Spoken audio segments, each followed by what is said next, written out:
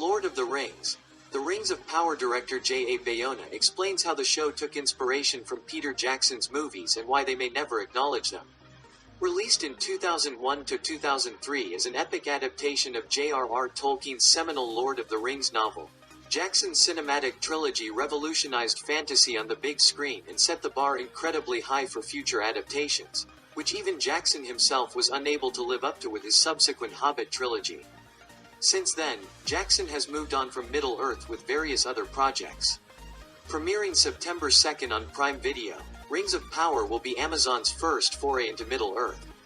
The tech company purchased the television rights to Lord of the Rings in 2017 for $250 million and immediately made a 5-season commitment to Rings of Power worth a whopping $1 billion in production costs, making it the most expensive TV series ever made.